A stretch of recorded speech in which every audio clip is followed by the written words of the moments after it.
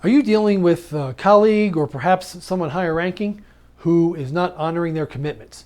Either they need to give you an artifact, a traceability spreadsheet perhaps, or some requirements, and they're just either not hitting the deadline or they're really doing a poor quality job where it seems like it's possible they just short shrifted it, the day before and just gave you something and hoped you'd go away.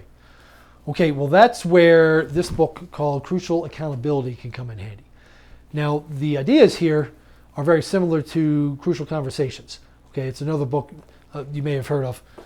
The authors here, Patterson, Grenny, Maxfield, McMillan, and Switzler. The press here used to be Vital Smarts. I believe they're called Crucial Learning at this point. But this book will give you tips on confronting someone when there is a missed deadline or there something should have happened but didn't. So we need to hold someone accountable to either a gap of performance or there's some time-based entity that didn't happen. Crucial Conversations could be a little more general. That's if there's something that's ongoing or you need to divvy up maybe household chores between you and your partner. But Crucial Accountability is a little more helpful, I think, in systems engineering because a lot of times we deal with artifacts, we're dealing with time frames, and there are more clear and obvious gaps that we need to confront because we don't want to just sit on it and go to silence or violence. And all that's more described here. The three things that will help is one, make the other person feel safe. So make it safe. The second is focus on what we really want. Okay, what was the violation?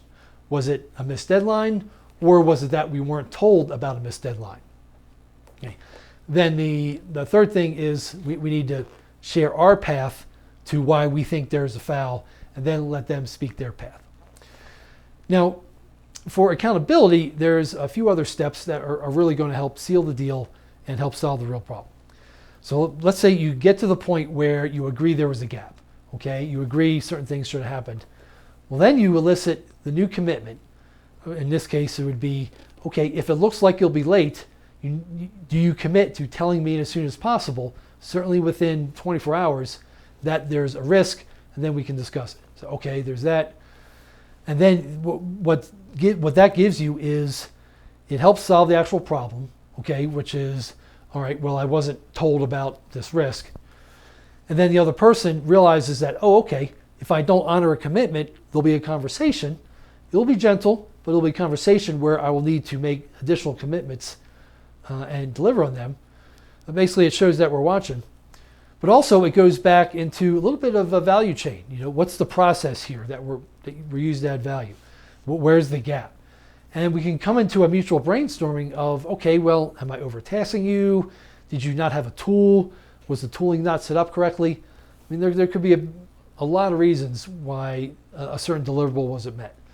So it goes into process, and then after we've made it safe and they don't see us as an enemy, we can troubleshoot and solve what is the real problem.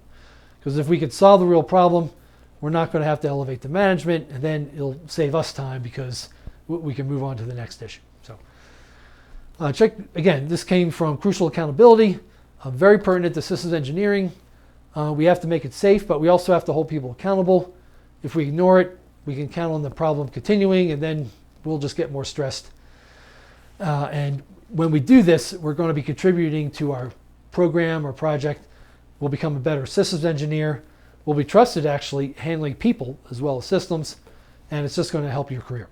So comment below if you've read the book, if you're interested in learning more, if you've used these skills and had some success stories, please also comment below. But let me know what you think. I'll see you in the next tip.